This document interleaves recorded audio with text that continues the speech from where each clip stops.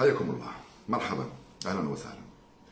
طبعا الحدث كان نهاية هذا الأسبوع قرعة تصفيات كأس العالم الخاصة بمنطقة إفريقيا التي سأعود للحديث عنها في فيديو لاحق، ولكن الحدث بالنسبة إلينا أيضا كان انتخابات المجلس التنفيذي للاتحاد القاري لكرة القدم التي تمت البارحة في العاصمة الإيفوارية أبيجان، والتي خسر فيها ممثل الجزائر السيد جهيد زفزاف الرهان كما كان متوقع ومنتظر، لأنه غالبية المتتبعين في الجزائر وفي افريقيا كانوا يتوقعون مثل هكذا خسارة بالنسبة لرئيس الاتحاد الجزائري لكرة القدم، رغم الدعم الذي لقيه من رئيس الاتحاد الافريقي باتريس موتسيبي. قد يبدو هذا غريبا وجديدا بالنسبة إليكم، ولكن حسب الأصداء من داخل الهيئة القارية لكرة القدم فإن باتريس موتسيبي وقف مع جهيد زفزاف من أجل أن يصبح عضوا، وقف لأسباب يطول شرحها على كل حال، لأسباب تتعلق بالجزائر أكثر مما تتعلق بجهيد زفزاف.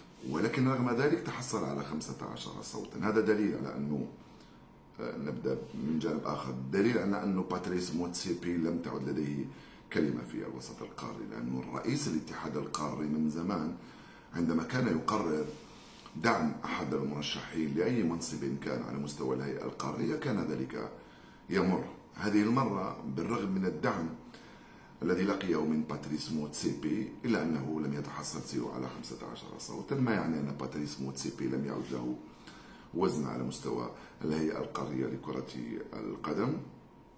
لكن رغم ذلك الأمر كان منتظر، كان الكثير من المتتبعين في الجزائر يدعون رئيس الاتحاد الجزائري إلى عدم الترشح حفظا لماء الوجه. إذ لم تكن متأكد من حصولك على غالبية الأصوات فكان من المفروض أن لا يترشح، مثل ما كان من المفروض أن نسحب ترشيحنا لاحتضان نهائيات كأس أفريقيا 2025، والتي حسم فيها الأمر من زمان، وقلناها وكررناها ونعيد قولها ونعيد تكرارها بأن الأمر محسوم. أي نعم رسميا القرار لم يتخذ بعد، ولكن الأمر محسوم بالنسبة لنهائيات كأس أفريقيا 2025. كان ممكن أن نتخذ من بعض التصريحات حجة، كان يمكن أن نتخذ من الظرف الجزائري حجة، مثلا كأن نقول بأنه، وهذا أمر واقعي يعني مش افتراء، كان نقول بأنه كأس أفريقيا ستكون في يناير 2025، الجزائر ستشهد انتخابات رئاسية في ديسمبر 2024، يعني بعد أيام بعد الانتخابات تكون في نهائيات كأس أفريقيا.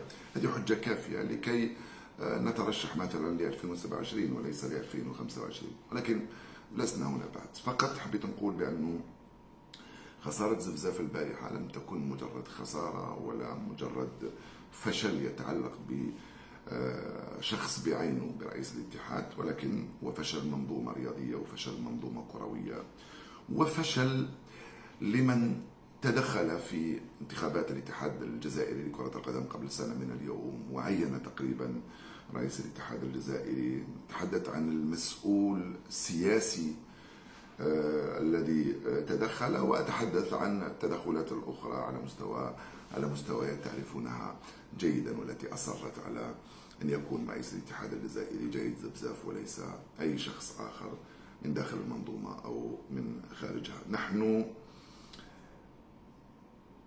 نتحمل الآن تبعات مثل هكذا تدخلات ومثل هكذا قرارات، نتحمل تبعات كذلك عدم سداد الرأي في مواقع كثيرة على مستوى الداخل في اختيار الرجل المناسب وفي الاهتمام أيضا بلعبة كرة القدم، اللي قلت نكتة البارحة، قلت لم تعد مجرد لعبة، يجب أن تصبح الآن قضية دولة. عندما أقول قضية دولة أنا لا أقصد بأن الكرة تصبح قضية دولة وحول الناس والاقتصاد والثقافة والعلوم والجامعة والمدرسة والصحة لا تكون قضية دولة، بل هي كلها قضايا دولة.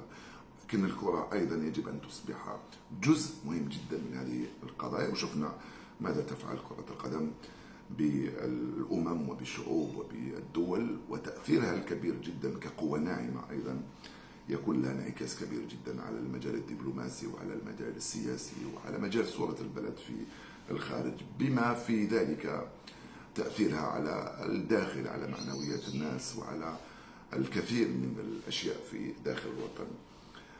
مرة أخرى درس آخر يدفعنا لإعطاء الأهمية الكبيرة جدا للكرة. أنا لا أريد أن أخوض في مشاكل الداخل وفي ظروف الدوري الذي لم ينتهي بعد، وفي النظام وفي التنظيم وفي خيارات رئيس الاتحاد على مستوى المدربين وعلى مستوى المسيرين، ولا أريد أن أخوض كذلك في نتائج منتخبات المنتخب الأول، منتخب المحليين، أقل من 23، أقل من 19، أقل من 18، أقل من 17، منتخب أقل من 23 سنة مؤخرا في الألعاب العربية حيث خرج في الدور النصف النهائي. بالرغم من كل هذه الحيوية الموجودة والمنافق الكثيرة جدا التي شيدتها الجزائر، فحبيت نقول بأن هذا درس آخر يجب أن نستفيد منه. الحياة لا تتوقف عند هذا الحد، والجزائر أيضا لا يجب أن تتوقف عند هذا الحد. نتوقف لكي نأخذ العبرة، نتوقف لكي نصحح، نتوقف لكي نبحث عن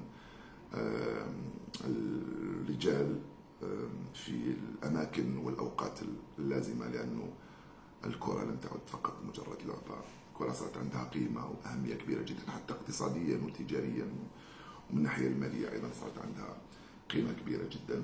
أتمنى مرة أخرى الرسالة وصلت، ونتمنى نشوف أشياء ملموسة خلال الأيام القليلة المقبلة. أنا لا أريد أن أركز كثيرا على رئيس الاتحاد في حد ذاته، دائما أتحدث عن